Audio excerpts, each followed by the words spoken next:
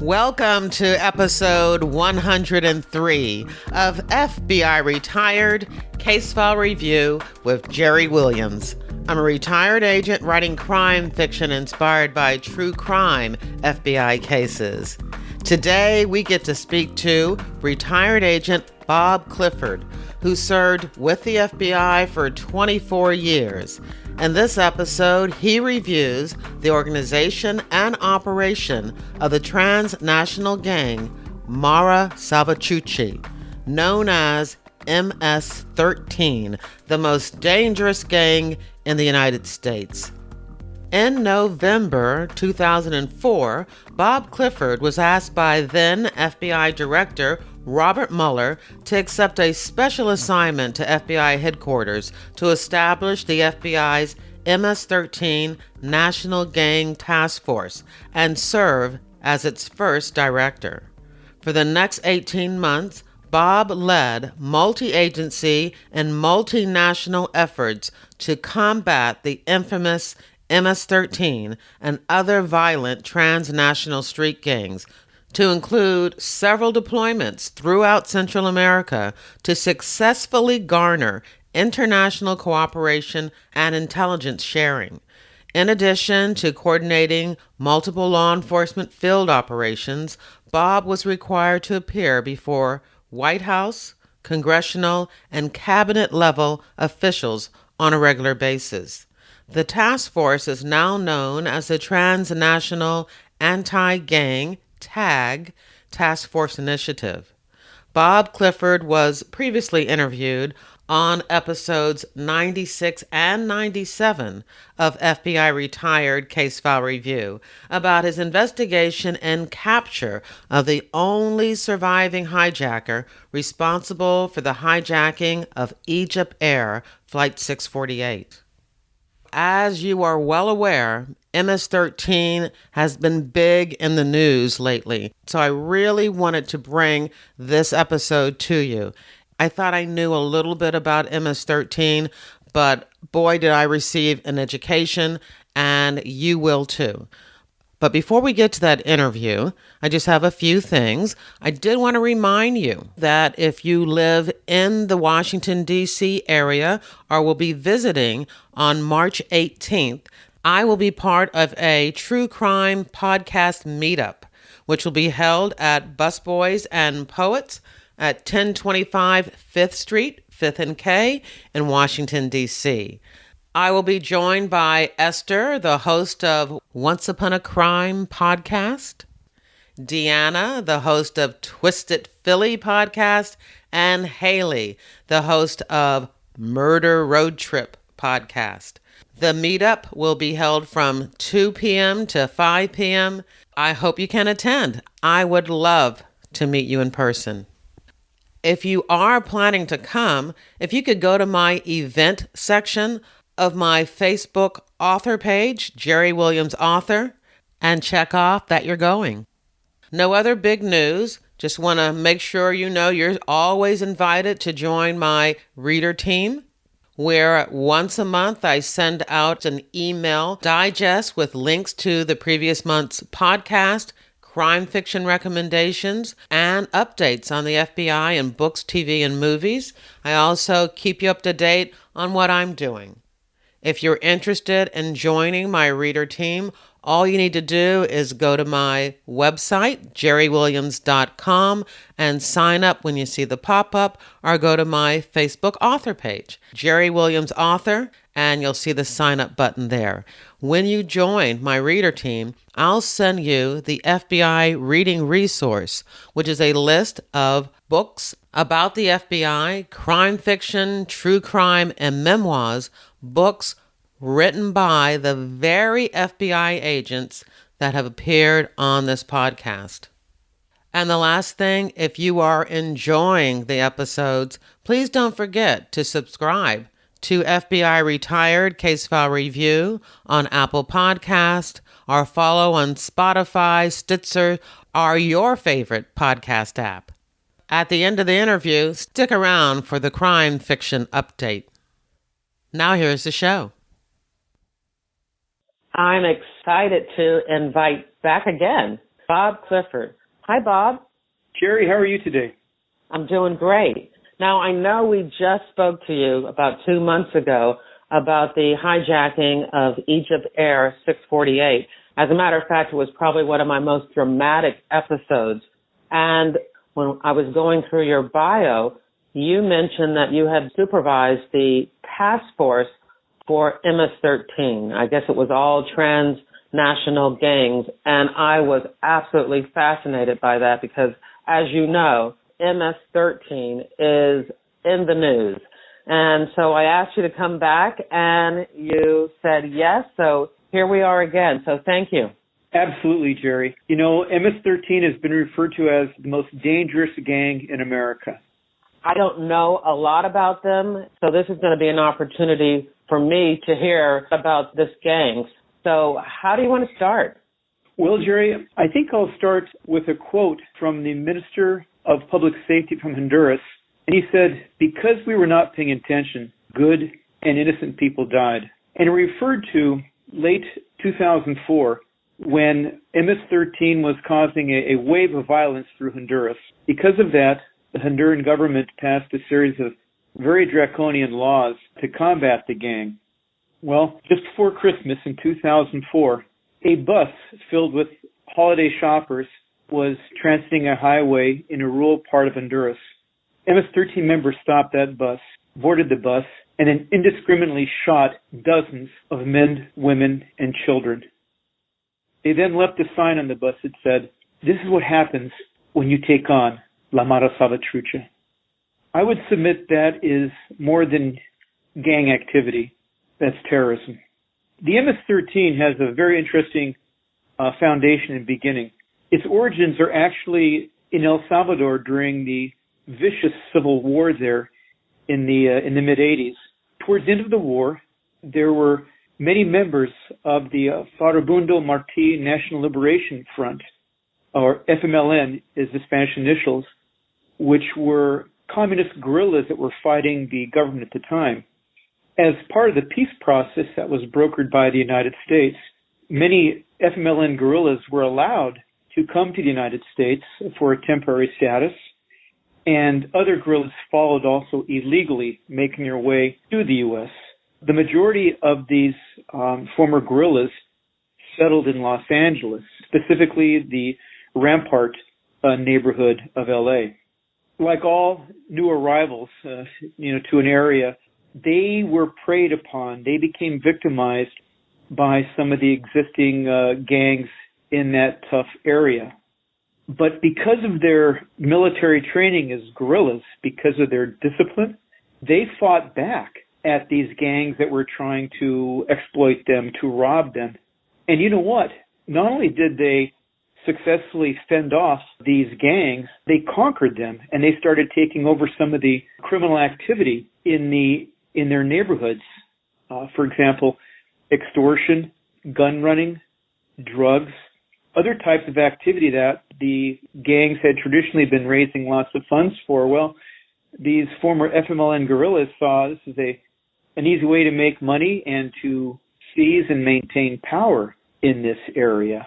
And as they grew in strength and in power and in criminal activity, of course, many were arrested and sentenced to prison terms in the California penal system. While they're in prison, they were also known for being fearless, for being vicious, for being disciplined, and they caught the eye of the Mexican mafia, which is known as La M in Spanish, M being the 13th letter of the alphabet. And La Mara Salvatrucha and La M, the Mexican mafia, formed an alliance which has been maintained until this day, in which the MS-13 will serve as enforcers, drug traffickers, etc., with the Mexican mafia in exchange for protection when they're in prison systems and also for a cut for some of the drug proceeds. And that is why you get the name MS-13, which is Mara Salvatrucha 13, or 13. MS-13, Amara is Spanish slang for gang. Salva, which is for Salvador, where the gang originated from, and Trucha is a slang term for beware or fear us. And so the MS-13 means, the gang from Salvador, fear us, beware. And the 13 being their alliance with the Mexican mafia. They grew in power in the Los Angeles area. While they were in prison, they learned skills, how to communicate, how to set up infiltration networks, how to traffic drugs, how to communicate, command and control, all the skills that the prison subculture of the United States, and specifically the California system, has well established. The MS-13 learned that. And they also learned of different types of connections for criminal activity while they're in prison to be able to maintain that outside through couriers, through communications, through enforcement. And so you see this development of a very strong, a very disciplined, a very well-organized criminal organization in the prison systems. Could you just, so that we can really get a good understanding of MS-13 and their discipline and their organization, how do they compare to other gangs? I would submit because of their guerrilla roots, because of their very, very vicious enforcement policies, because of their recruitment tactics, because of their the hierarchical organization and the wide dispersion of the gang, I would submit they are probably one of the best organized, most communicative, best coordinated gangs in the United States. And I'm speaking on an international basis. And in some ways, they have a very hierarchical type of organization. At the same time, what they call cliques, which they call the most basic gang structure, is in some ways semi-autonomous. And so with that comes a certain compartmentation from the leadership. With that comes a certain amount of autonomy. And so you really have the best of both worlds. You have a very strong central structure within the gang, controlled internationally, but you also have an autonomous type of entity unit, which is able to operate, throughout the United States and throughout the world. There is a very, very strong discipline on who is an MS-13 member, what is expected of that MS-13 member, and who is not. I hope that answers initially the question, Jerry. Oh, yeah, absolutely. Well, as I mentioned, the MS-13, the Salvadorans, and other entities too, they are from Honduras, from Guatemala, other Central American countries. As they come to the United States, as they become MS-13 members, as they are then served time in prison and are deported, they return to Central America like celebrities. They have been here, they have connections, they're really looked upon as being celebrities, of tough guys, of people you want to be around. And so with that, once an MS-13 leader is convicted, serves time in an American prison, is deported, he returns to Central America and gathers around him young men and some young women who want to be part of the gang. They view him as being charismatic. They view him as being powerful, as a celebrity. And so that gang leader will return to the United States stronger, better equipped, with more people than he did when he left. And with that comes the remarkable dispersion of the MS-13 through the United States. I can sum it up in one term. They follow the immigrants. If you look at where MS-13 is, Virginia, North Carolina, California, Rhode Island, Oregon, New York, Florida, just to name a few, you will see that those states have a large Central American population, Hispanic population. Why? Well, you have construction, you have landscape, you have fish processing, poultry processing houses, these types of very labor-intensive businesses that attract a lot of, oftentimes, legal and illegal immigrants to work. And it's very it's very astute. The gang will follow these communities because they know that many of these immigrants working hard are illegal, and they're afraid to go to the police. Why? Well, in their countries of Central America, of Mexico, the police are to be feared. Oftentimes they're corrupt. So they fear the police. Number two is that many of them are not legal. And so they know if they go to the police to report that they've been robbed, they've been extorted, whatever, that they will be deported. And so that is how the MS-13 is spread through, right now he's estimated to be 44 states and the District of Columbia. And the activities they're involved in, as I mentioned, weapons trafficking, drug trafficking, human smuggling, murder for hire, extortion of small immigrant businesses, robbery, theft. And I would submit that their activities are not just limited to the United States. This is an international organized crime entity. It sounds like their main victims, though, they prey on the immigrant population. Is that true? Are other Americans also victims of their activities? I think if you look at the crime statistics, by and large, their victims are going to be members of the illegal community. However, the MS-13 is known, and there have been many high-profile cases when they have attacked non-gang members. There have been several instances where innocent people are killed by the MS-13 because the MS-13 mistakenly thought they might have been a member of a rival gang. Their biggest rival is called the Calle 18, the 18th Street Gang from LA, or that they were being informed upon. In many ways, they're very vocal, they're very visible in their presence. At the same time, though, they do not want to get too visible in the eyes of law enforcement for all those reasons. This way they can continue on with their very lucrative criminal activity. As I mentioned, worldwide, the organization of MS-13 is centrally controlled.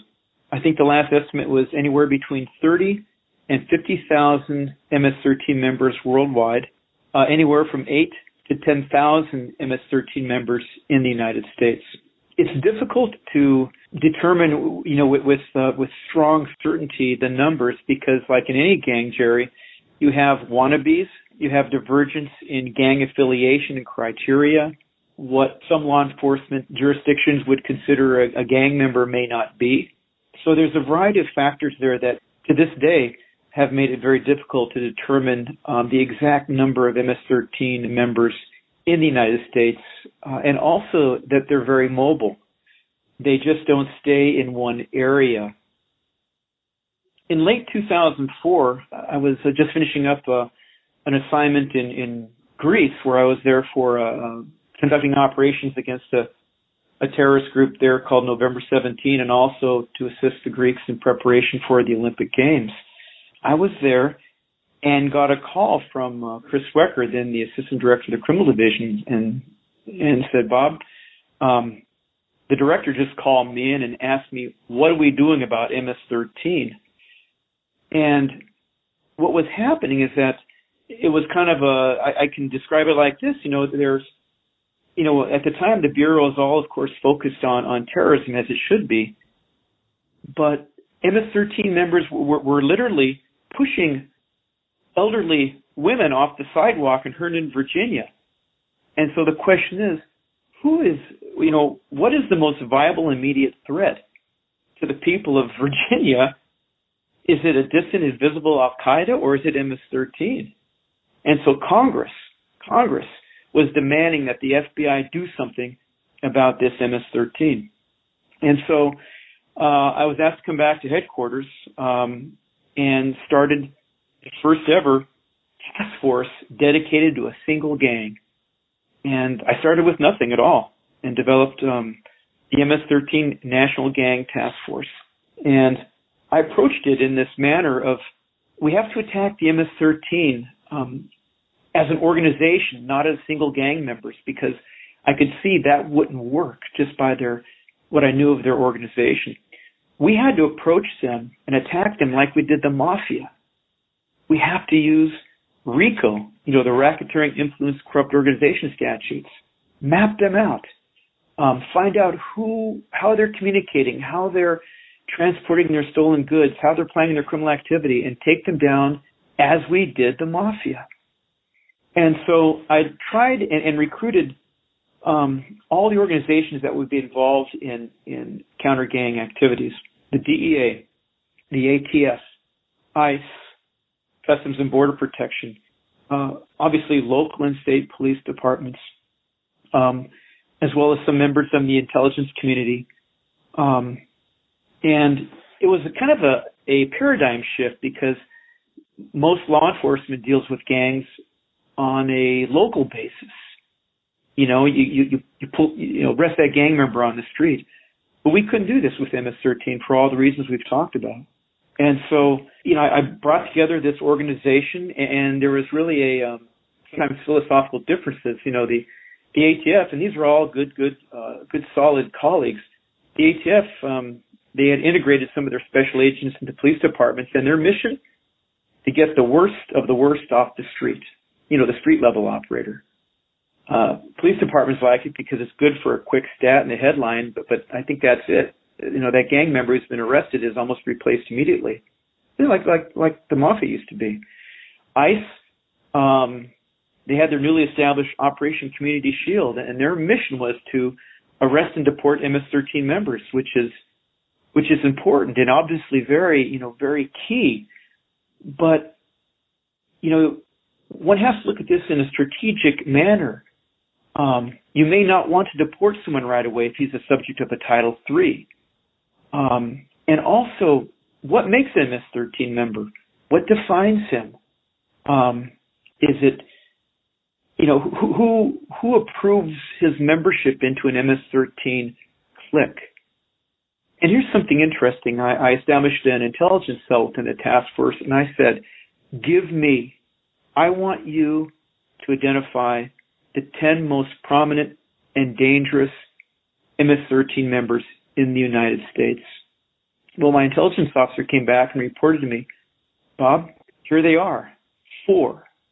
4 of the most prominent and dangerous MS-13 members in the United States were either American citizens or here legally. Wow. That's going to be really fascinating to people to absorb. Oh, yeah. And so the tactic of let's deport them all is not going to work. You have to use intelligence. And so what I did, I brought in the sophistication of the FBI. As we say, Jerry, intelligence drives operations. And so by finding their organization, by finding their international nexus, their command and control networks, we could target them with RICO. And I went to the Department of Justice, specifically to the Organized Crime and Racketeering section, and say, this is what we need. I need an attorney dedicated to building RICO cases, to taking on MS-13, not as individuals, but as an organization. That's the only way we're going to effectively counter them. And at this time also, MS-13 was and has been designated as a criminal network on the OFAC list, the Office of Foreign Asset Control, which prohibits anyone from supporting them, financially or with sanctions. So I also reached out, more importantly, to counterparts in Mexico, Guatemala, El Salvador, Honduras, but also Belize, Nicaragua, Costa Rica, and other Central American countries to really exchange intelligence, to find out what they know, how can we track members, communications networks, etc. So really taking it on from an organized crime perspective. We would track members from Los Angeles to Phoenix to Denver to Arlington, Virginia. So they're very mobile. Their organization itself, and this is what makes it strong. They have regional commanders. Again, I draw our attention back to their genesis in a paramilitary guerrilla organization. Their regional commanders, commanders who are in charge of a large geographic area, are called ranfleros. They exercise the ultimate control over large geographic areas of Central America and the United States. Within each region, there's what we call cliques, and these are the neighborhood gangs, the gangs in certain areas of a city, of a rural area. And these cliques or cliques are controlled by the leader. He's called a cacique, which is a term for an Indian chieftain, a Latin American Indian chieftain. And this is where you will see the tagging that goes on. The different cliques, each one has a different pseudonym or a nom de guerre or sign, and they will tag city blocks, tag bridges with their clique sign, stating that this is our turf, this is our territory. And then making up each clique, making up each gang, regional neighborhood gang, are soldiers. And these are gang members who rise through the ranks. When they first come into the gang, they are usually young. So their duty is to look for police presence. Their duty is to shake down the grocer at the corner, for money on a weekly basis. And they gradually grow into gang attacks, inter-gang discipline, onto robbery, onto theft, and onto murder. And so each gang member develops with increasing levels of violence and responsibility. And their clubhouses, in a biker organization, we call it the clubhouse. Their neighborhood meeting place is called a casa destroyer. And you will see this. This is where they will meet and have gang meetings. They will meet out to discipline. They will plan their activities. It's their meeting location. And to kind of put this all together to show you how the MS-13 works both on a international, a national, and a local level, here's a case that actually happened that we monitored, we found out about. A Ranclero, a regional commander in El Salvador, orders a clique, a cell in Virginia, to travel to Ohio. This cell doesn't know exactly who they're going to meet or where they're going to meet. It's a compartmented operation. In Ohio, an MS-13 clique has already cased out a pharmaceutical warehouse, and they know there's certain signals they'll meet, that they're supposed to meet at a certain time with a clique coming up from Virginia. They meet. They pass on to the Virginia cell all about the pharmaceutical warehouse, and together they break into it. From the warehouse, they take huge amounts of easily transportable, easily resellable pharmaceutical and personal hygiene products. They load them up onto these trucks, and they transport them to Tennessee to a warehouse that is operated by a Palestinian. And this Palestinian will then ship these stolen pharmaceuticals to the Middle East. Jerry, that is not gang activity. That is sophisticated, disciplined, international organized crime. It's fascinating. And this is why, we cannot underestimate the MS-13. We just can't dismiss their activities as being local. They're very well organized and they're very disciplined. Oftentimes it's asked, how does one become an MS-13 member? I was in El Salvador working together with Central American police and intelligence services to coordinate our efforts against the MS-13. One night, the El Salvadoran police service said, we're going to bring in a captured assassin of the MS-13. He walks into the prison facility that I'm in, a handcuffed individual with tattoos all over his face. His head is shaved and he's tattooed. He's ruthless looking. And I asked him in Spanish, ¿Por qué estabas en la pandilla? How come were you in the gang? And he answered me in perfect, unaccented English, because I wanted to be somebody. Wow. And I said, I was stunned. I said, you speak English? And he goes, of course. He goes, yes. When I was very young, my mother brought me across from El Salvador into Los Angeles. She started working 2 jobs, trying to make ends meet, and as many immigrants do. I was left alone at home, and I just wanted to be somebody. And I looked outside, and I knew who was feared, who was respected, who was looked up to, and it was La Mara, the gang. And so I became a gang candidate. I would serve as a lookout on their operations. I would sometimes surveil people And I was given more and more responsibilities up into, the time I was in prison. I was in prison in California, deported up to 7 times, each time making my way back. And then I became an assassin for the MS-13. Why did he join the gang? Because he wanted to be somebody. Oh, that's sad. And I knew that he probably didn't have much longer to live. Normally people like that in a gang, in a prison in Central America, their lifespan is very, very limited. Why is that? Is that because they're Americanized, or? No, the violence within the gang, within the prisons in El Salvador is vicious. It could be because he's been known to kill, to be an assassin for the MS-13. Most of his victims may have been other gang members. And so there's probably what they call a green light, a hit placed on him to be killed sometime in prison by a rival gang member. Any number of reasons. The prisons there conditions are horrific. Lots of violence, lots of corruption. Let me ask you a question, and I don't know if you know the answer to this, but I was looking on the FBI website, and they do have a section on transnational gangs and the MS-13, which I will link to in this episode's show notes. And there was a photo of all of these Hispanic Latino gang members behind bars, but it was in such a almost inhumane setting. And I thought to myself, I hope that's not an American prison. Do you know the picture I'm talking about? I certainly do. My team took that picture in Central America. A lot of the photographs that you see were taken by the National Gang Task Force as we were conducting liaison with our Central American counterparts. I know the exact photo you're talking of. In Central America, that's not in the United States. That is in probably El Salvador or Honduras. The prisons they don't have individual cells. They're like big zoo cages. Yes, and that's what it looks like.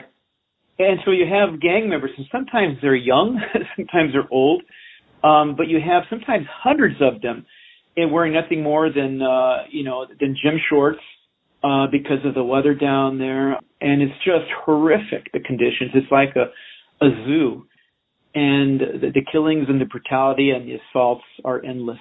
Oftentimes you will hear of these gang members trying to take over the prison or escape, and invariably, I've seen it in Brazil, in Honduras, in El Salvador, in Mexico, it ends up with fires and both gang members and prison guards being killed, and just very high levels of death.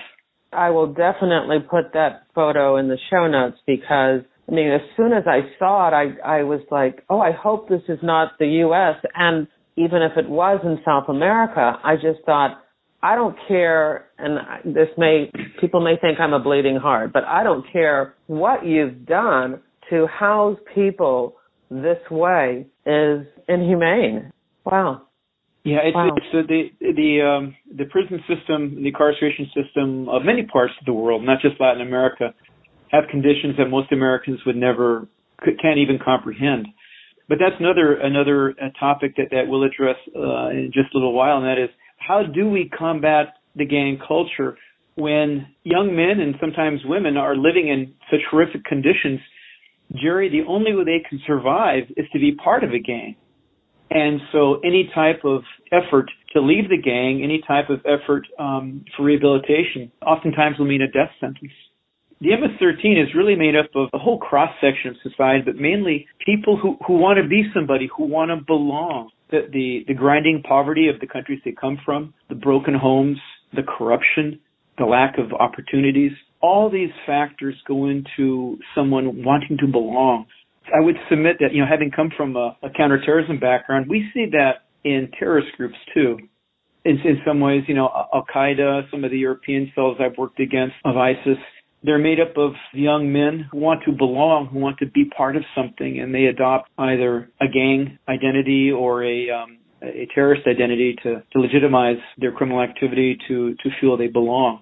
So as we know from the recounting of how someone joins the MS-13, after a period of being a candidate, they're eventually initiated into the gang. And I've actually seen this. After a trial and vetting period, the candidate will be viciously beaten for 13 seconds.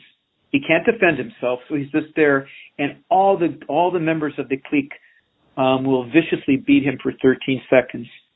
And if he survives, then he's initiated, and he's a full-fledged member now. And only gang members can wear those tattoos. There are female members, and they are normally initiated in the gang by what they call sexting, by engaging in sexual relations with several members of the gang. The females, gang members, MS-13 members, are used as couriers, carrying messages, carrying money, drugs. They're used as lookouts.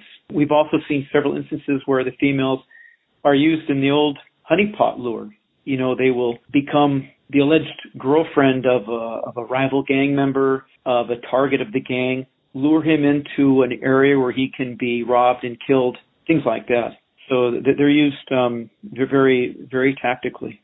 Can we go back to something you said? You said in the initiation beating, if they survive, have there been people who, in wanting to join the gang, were actually killed during this 13-second beating? I don't think there is an overt a goal to kill one of the members, because this individual has already gone through several years of trial and vetting. But sometimes just in the vicious beating they take, and I'm talking being stomped on, their heads kicked, any number of things as kind of collateral damage. Sometimes, there'll be a compound fracture or a bone broken that will affect that gang member for the rest of his life. And it's to show that they are willing to take this kind of pain. That's like extreme hazing. You talk about hazing to join a Greek fraternity or sorority. This is extreme. Yeah, I wouldn't even put it in the same context. It's just, especially after the period they've gone through of vetting, because like any compartmented group, again, the MS-13 does not want to be penetrated by informants. They want to make sure their gang members are disciplined, that they will kill another gang member if asked to do so. And that's part of their very strict code. And this is why we've had, a lot of killings by MS-13. They are bound to immediately and viciously attack a rival gang member. Again, normally the Calle 18, the 18th Street gang. They have to pledge obedience to the cacique, the clique cell leader. And they have to inform on any member who might be thinking about leaving the gang. If one is talking about leaving the gang or they suspect it, they will kill you. Once you join the gang, there really are very few people who have been able to successfully make it out of the gang and maintain some semblance of life without fear. One of the reasons why we have so many immigrants coming over from El Salvador and Honduras and Guatemala is because of the death threat that family members will get if their son does not join the gang, if they are trying to fight the gang in any manner. I was speaking with the Minister of Security of El Salvador, and he told me, he says, MS-13 is a national security threat to El Salvador just because of their power that they exercise over transportation networks, bus lines, commerce. And this is why you have so many people fleeing. You heard it on the radio all the time, fleeing the gang violence. And it goes unabated sometimes. Jerry, we talked earlier about, why people join the MS-13, that they want to be somebody. There was a case in Virginia. The woman's name was Brenda Paz, and she was right there in Herndon, Virginia area, in the MS-13 clique there. She left the gang. She actually was, she left the gang. We put her, or the U.S. government, the marshals put her in the witness protection program and relocated her to Minneapolis. And she was beginning to provide information on MS-13. But the draw of the gang was too much for her. In many ways, it was the only family she ever knew. The feeling of being part of something, of being accepted, and she wanted to return. And she started putting out feelers, breaking the regulations, the witness protection program, making calls to her MS-13 clique members in Virginia. And they said, Brenda, of course, come back. We'd like to see you again. Don't worry about it. At the time, Brenda was pregnant. As soon as she arrived back, she was beaten. Her throat was slit almost to the point where she was decapitated, and her body left there in the Shenandoah Valley. Wow. And it was sent as a message that this is what happens when you want to leave the gang.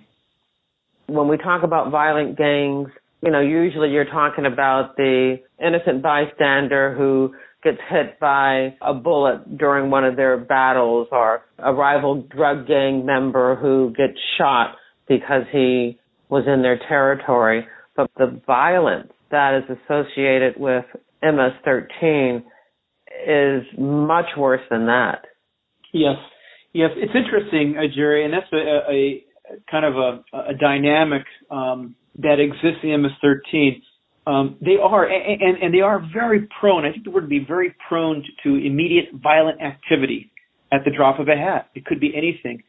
But I think it's important to see that there is a leadership to the MS-13, and it's focused and it's disciplined. And oftentimes they might view some of these members in the cliques to be expendable. As I mentioned, some of these operations are compartmented, and they may not have full control over these clique members and the random violence they conduct. But it's at the same time, it adds to the MS-13 mystique. Some of the ranceleros, some of the larger and more powerful MS-13 members are benefiting from the street-level criminal activity, from the violence that's being perpetrated by these soldiers who are expendable. Does that make sense? Yeah, I mean, it just shows the viciousness, because one of the things that you just taught us here is that the people joined a gang to be a part of something, but then at the same time, you're talking about these members being expendable. So what type of a family is that, where at any time somebody can decide, you know what, we don't need him, take him out? Yeah. One of the things I remember about MS-13 was, and I might be getting this wrong, but it wasn't slitting of throats, but it was like cutting out hearts. It was something that was extremely, extremely vicious and violent that was their calling card. Do you know what I'm talking about? I do. Some of it is true. Some of it's exaggerated. But again, the beheading, MS-13 has beheaded members before. They've cut off their limbs. They have desecrated the corpses of the people they've killed. The cutting out of a heart, actually has historical precedence, in the sacrifices that we would see, in some of the indigenous civilizations in Mexico and in South America. I think a lot of it is just to secure, there is some cultural background to it, but I think a lot of it is just to secure their place as being vicious and being ruthless, and as their name implies, to fear us. Wow. There have been occurrences where such violence, such as the cutting of a limb or beheading, occurred, but it's not their regular MO. Is that what you're saying? Yeah. I think when they do have instances like that, it obviously gets a lot of press, but it's not something to do on a regular basis.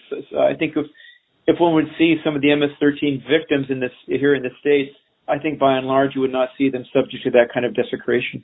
I had to separate fact from fiction because there was a lot of writing, and some came out of, not FBI, but some federal and local and state law enforcement reports about the MS-13 that took information, unverified, and reported it as fact. For example, playing soccer with the head of a victim, things like that. Not that they're not capable of it, but oftentimes these reports were greatly exaggerated or repeated or were urban legend. It's not to say that they're not ruthless and have not beheaded or dismembered.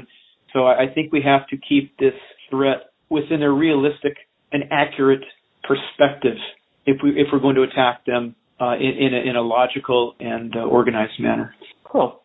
We've talked a lot about the origins of MS-13, from El Salvador, but there's large MS-13 populations and members from and in Guatemala, Honduras, and Mexico, and they're not all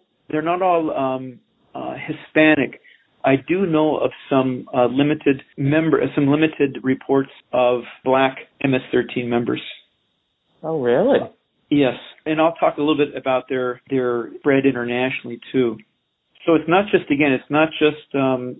ethnic Salvadorans, but a variety of different people in Central America and Mexico. Their operations, again, they predominantly prey upon the immigrant community. I went down to what's called, it's Tuxtla Gutierrez. It's the Mexican state that borders Guatemala. I went down there, to see how we could assist Mexico in their own border controls, in identifying gang members coming in from El Salvador or Guatemala across the river. It was incredible. I was in a helicopter and flew above the river between Guatemala and Mexico, and they were like ants. There were people on rafts, on inner tubes, on small boats, just crossing the river continuously from Guatemala into Mexico. And why? It's because there in Tapachula is a railhead, and it's where the railroad starts from the very southern part of Mexico all the way to El Norte, all the way to the United States. And so every night, all the immigrants coming in from Central America will gather around this railhead, and they will take the nightly departure on the trains. So they'll get on, and these aren't passenger trains; these are these are big freight trains. But all the people will get onto the rail cars and get on top of them and for the trip north. This is probably the first time many people will meet the MS-13, because the MS-13 controls that railhead, and they control the trains as they're going north. They will rape some of the female immigrants on those trains. They will rob people. They will extort money. There are many instances where they throw people off the train as it's moving north. Oh, my God. A very vicious, very sad situation. And with MS-13, I mentioned the Calle 18, and there are other gangs too, but there's violent and deadly gang warfare and competition with other criminal organizations and other gangs. And so, again, a lot of the killing, a lot of the violence that is occurring is between MS-13 members and rival gangs, but it's always spilling over to and starting to include, the general population. Being with the FBI and doing terrorist financing, money laundering, these types of disciplines that we in the FBI are well versed in, I saw an increasingly sophisticated criminal activity and operations of the MS-13, especially in Central America.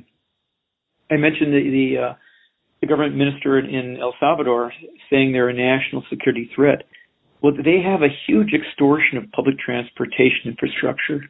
MS-13 controls a lot of the public transportation lines, the bus lines, the rail lines, by extortion and by violence.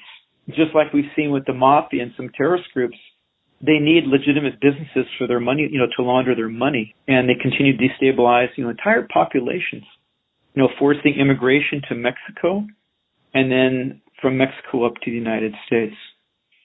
So it's truly, it's not just a regional or a national problem, it's truly international.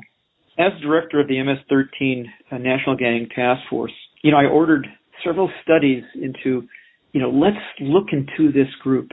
I must say, when I was asked to start this task force, we just had anecdotal information on the MS-13. We didn't know a lot about exactly who or what they were. And so I'd ordered several in-depth studies to be done. And what we found out, Jerry, is fascinating, and it's very concerning, is that the MS-13 has a counterintelligence arm. By that, wow. I mean they have the infrastructure, and they have the knowledge to try to determine, do they have informants within their ranks? Are they being wiretapped? Are their Casa Destroyers bugged? These types of traditional counterintelligence techniques they employ in order to preserve the integrity of their gang. Oftentimes we see pictures of MS-13 members with, very, very disturbing tattoos all over their faces, all over their bodies. But I know that MS-13 leadership has ordered new members do not get tattooed. Or if they do have tattoos, a small tattoo, take it off.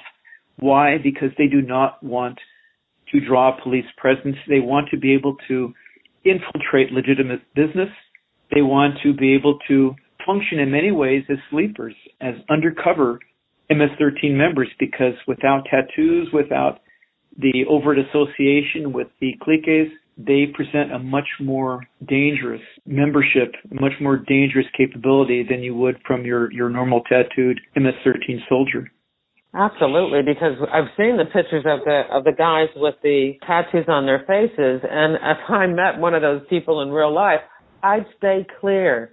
Sure. There would be no way that I'd have any association with them. So I can't imagine that soldier would be able to do any type of legitimate business.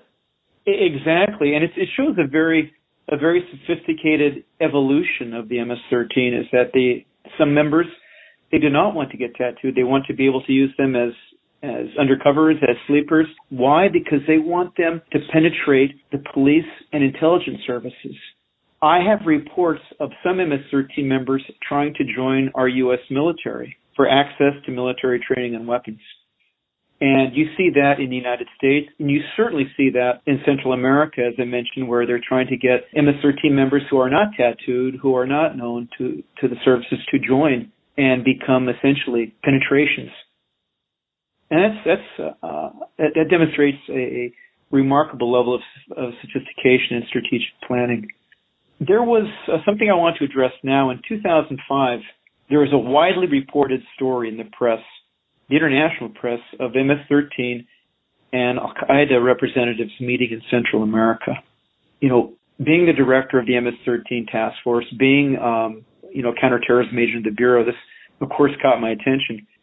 And I drilled down to it. I drilled all the way down to the very source to find out, is in fact there a nexus, an agreement, some kind of cooperation between Al-Qaeda terrorists or any terrorists and MS-13. We successfully demonstrated that there was no meeting. I know the very source. It was widely reported. It kind of grew in depth and in story. But I actually spoke to the Honduran Minister of Interior official, who his original comment was, what if MS-13 and Al-Qaeda meets here in Central America? And that was interpreted by some to him making a statement, there is a meeting. There is no evidence of MS-13 establishing an alliance with Al-Qaeda. That's a relief. That investigation was corroborated through various layers of work that the FBI, the intelligence community, did to disprove that. Is it possible? Anything is possible, Jerry.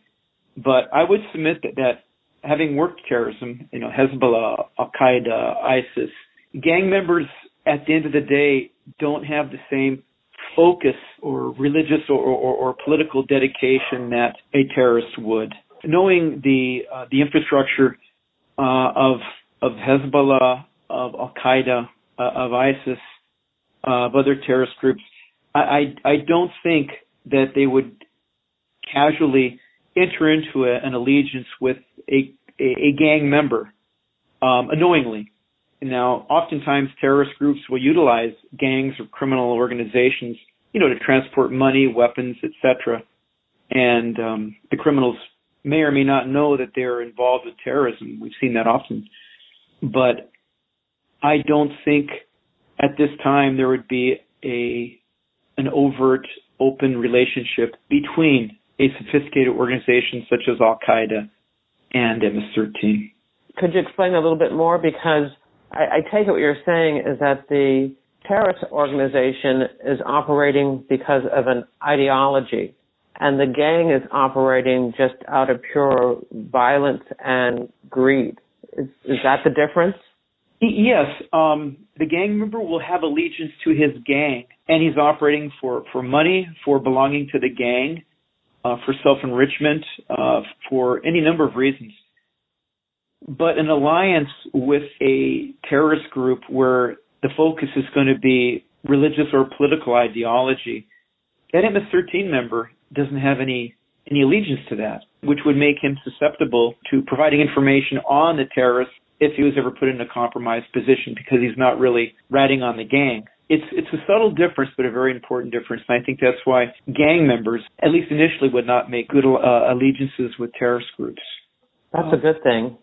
But again, one thing I think we have to be aware of is that when we look at the background of some terrorists that we've come across, they're original, at least the ones I've come across with in Hezbollah and also in some Latin American terrorist groups. the ELN, the Comisión Nestor Paz Zamora in Bolivia. Some of the terrorist groups, terrorist members originally started out as gang members or as criminals and then adopted a terrorist ideology or a political ideology to justify their activities. What we have, though, we do know of verified integration of the contracting of MS-13 to some of the drug cartels to act as enforcers, to act as couriers, etc.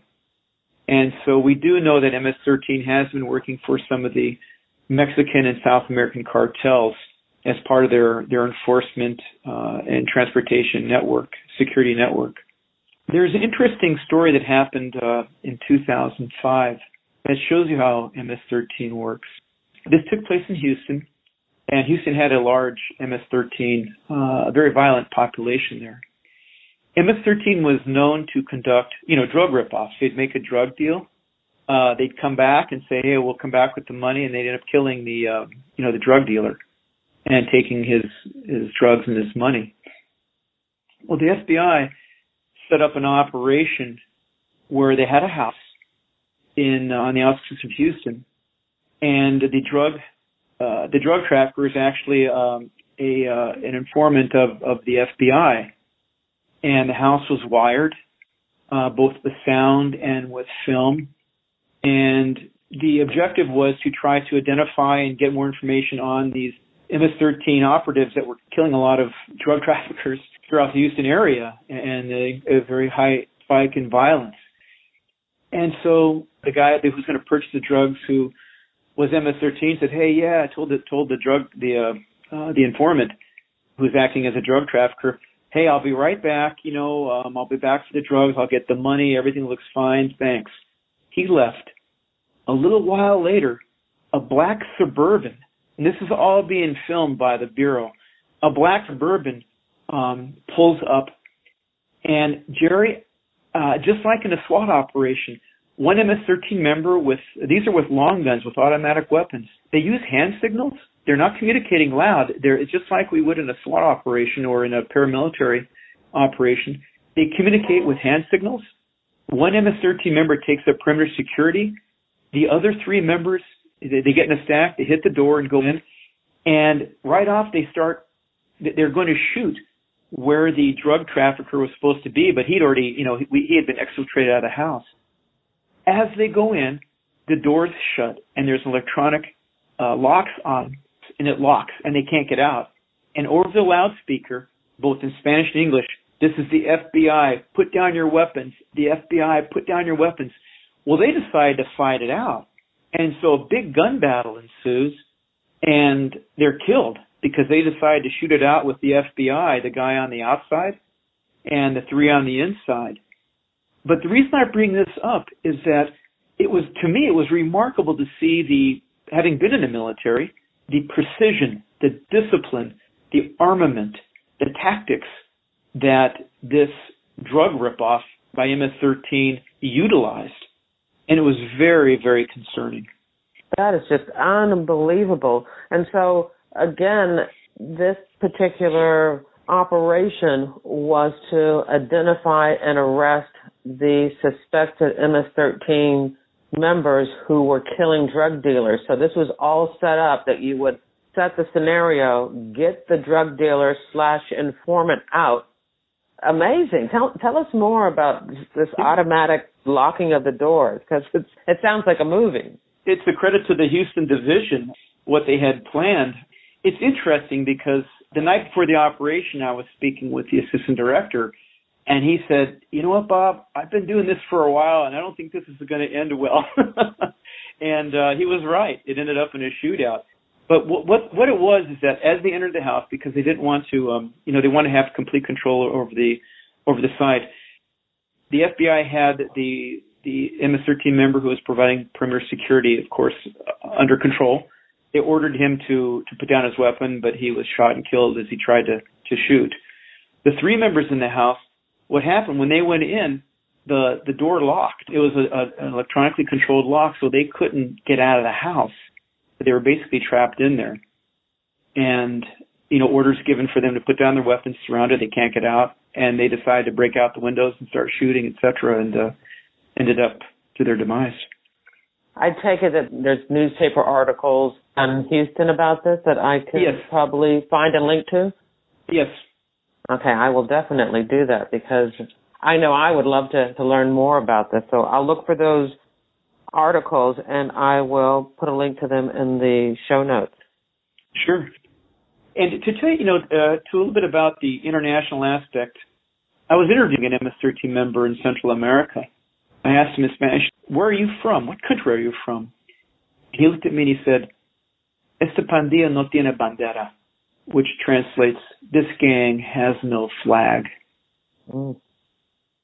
I've described really a very dangerous threat of the MS-13. And what we do about it, we started reaching out to community groups, NGOs, religious institutions, and also the prisons to find out, are there MS-13 members that can be saved? How do we do interdiction, if we can identify people who are wanting to join the gang? How can we develop informants? Do different community organizations know who the gang members are, who's coming into their neighborhoods? And we started putting together training and education. And it's like, Jerry, when you learn a word, you learn a word and suddenly it pops up everywhere. We did the same thing. We put together graffiti handbooks of MS-13. And suddenly in places like North Carolina, I'm getting calls from the sheriff by saying, hey, Bob, I can't believe it, but we have MS-13 here. I always thought this was just graffiti on this tunnel here or on this bridge, but it matches what you have in your tattoo book. And so local police departments who really didn't know that much about MS-13 started realizing that, my gosh, we have it here. Through graffiti, through taggings, tattoos of people they would arrest, criminal reports, also a lexicon that we've published for different intercepted communications, different words they use for code, meaning drug shipments or a hit, things like that. I would think that if you saw tags or tattoos, that it was real, because no one in their right mind would indicate that they were a part of MS-13 if they really weren't, because I would imagine that would be a death threat to that person. Yes. Now, there are cases where people are kind of trying to portray themselves without really being it. You see with this, I think we see this with bikers gangs sometimes too. They're really not wearing the colors, but they're trying to portray that image that there's somebody. We see that with MS-13 a lot, or, people trying to be some MS-13 members. But you're absolutely right. If they are not authorized or have not been recognized as an MS-13 member, they do it at their own risk if they're pretending to be. All that training, I think, and liaison paid off, because who better knows the turf than that patrolman on the beat or that sheriff? So it was very, very, very successful. There was also some pushback, though, in that I'm not going to say the municipalities, but some of them, they exist both on the west and east coast.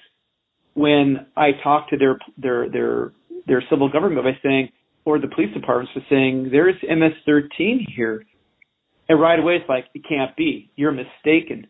Why? Because if word got out that there is MS-13, in a certain community, it might affect property prices. It might affect the reputation of the effectiveness of the city council, of the police department. And so, it was sad to see that in some instances there were municipalities and some police departments that did not want to accept the fact that they had MS-13 in their regions for a variety of political and economic reasons.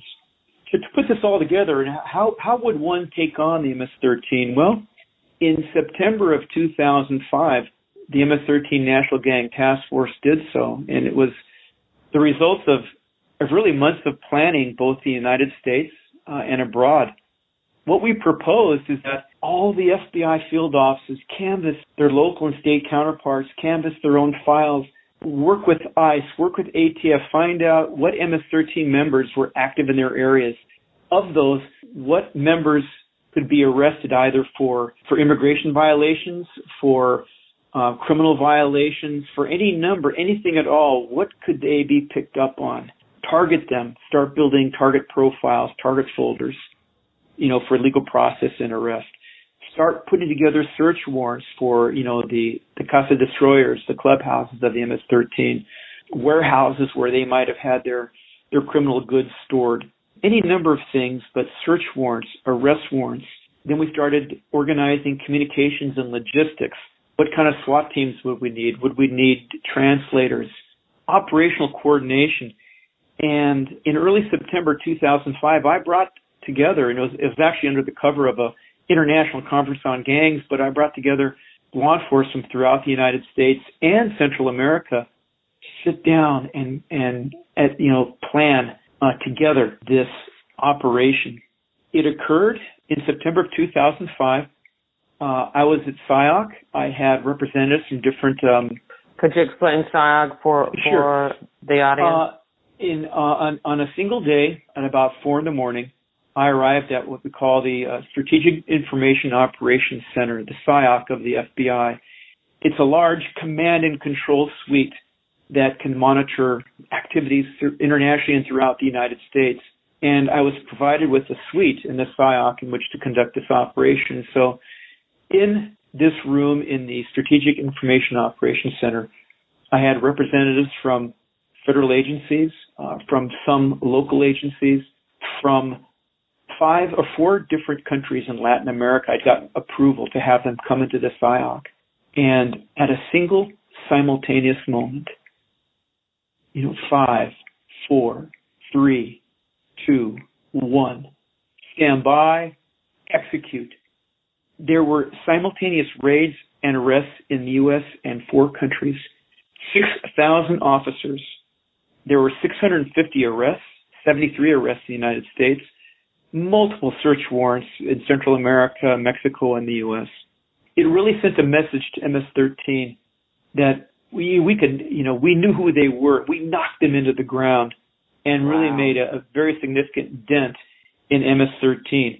As a follow-on, I had all the evidence that was collected, under legal, all this was done under the different legal treaties that we have with different countries. I was able to have curried back to FBI headquarters by law enforcement intelligence officers from Latin America, the evidence they had seized in their arrest and search operations. And so at one time, for about a week, we had truly all the evidence from these different searches and arrests in the United States and in 4 other Latin American countries, all together at FBI headquarters, looking for communications, looking for similarities, looking for connections, and really got what I would submit was an incredible view into the MS-13. It was a stunning blow, a stunning long-term blow to MS-13 organization infrastructure. And when you say long-term, could you explain that?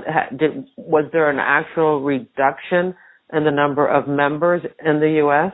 Well, again, we only had 17 arrests, but when I say long-term, the information, the evidence, the indicia that was gathered by this one operation could serve and did serve as follow-on evidence, follow-on information for Title IIIs, for other arrest warrants, for other RICO cases, for other search warrants. And so when I say long-term, the results of our operation September of 2005 had a long-term effect on other law enforcement operations, both in Latin America and in the United States.